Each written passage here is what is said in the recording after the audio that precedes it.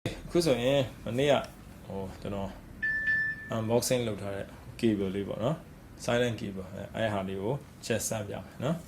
အဲ့တော့လောလောဆယ်အဲ့ silent cable မဟုတ်ဘဲနဲ့ yo-yo cable ကိုဒီ NUX acoustic amp နဲ့ကျွန်တော်ဒီ guitar နဲ့အချက် join ကြည့်မှာပေါ့နော် okay အဲ့ဆိုရင်ခုဒါထိုးကြည့်မယ်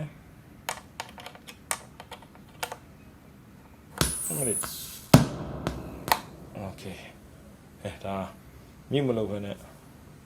join လို့ရှိရင်ဒီလိုတန်ထွက်မှာပေါ့နော်ဒါ yo-yo cable ဟုတ်တယ်ဒီခေါက်ပြန်ထည့်ကြည့်မယ်okay နော်ဒါ yo-yo cable နော်တော့ yo-yo cable ကိုခုဖြုတ်လိုက်မယ် yo-yo cable ကိုဖြုတ်လိုက်မယ်ဖြုတ်ပြီးတော့မနေ့ကမှားထားတာရောက်လာတဲ့ silent cable ကိုချက်ဆက်ကြည့်မယ်နော်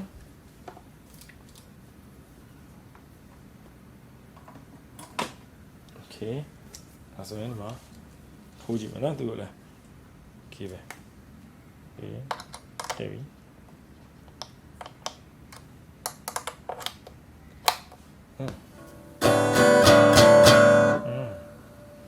နော်ထိုးကြည့်မယ်တော့မထွက်ဘူးနော်နော်ဒီလိုအေးစေးပဲ okay နော်ထည့်မယ် okay ဒီမှာတော့ဖြုတ်ပြီးတော့ထွက်လာမလားတော့နော်ပြန်ထည့်ကြည့်မယ်တော့ silent ဖြစ်တယ်နော် okay ဒါဆိုရင်ဒီကောင်ကတော့စိုးပေါ့နော်ဒါပေမဲ့ပြောရမှာဆိုရှင်ဒီကောင်လေးက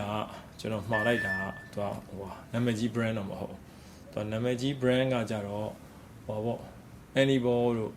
တချို့ရှိတယ်နာမည်တွေမေ့နေလို့ကျွန်တော် Aniball တို့ပြီးရင် Dadario တို့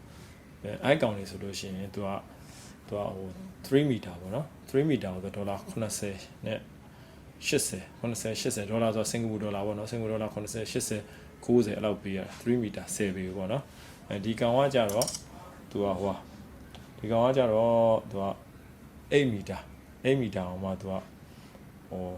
စင်ကာပူဒေါ်လာ20လောက်ပဲကြာဒီကောင်ဒါပို့ကရတော့မပါဘူးပေါ့နော်သူကဒါ branded တော့မဟုတ်ဘူးအဲ့တော့နည်းနည်းပြောရမယ်ဆိုရှင်တော့ဒီကောင်ကဈေးတော့တန်တယ်တို့မှလည်းreliable ဖြစ်မဖြစ်ပေါ့နော်စိတ်ချမချတော့တိတ်မပြောတတ်ဘူးပေါ့နော်ဒါကတော့သူကြည့်ရတော့နည်းနည်းလေးတော့ reliable ဖြစ်မှုကတော့နည်းနည်းလေးတော့နည်းတယ်လို့ထင်တယ်ပေါ့နော် okay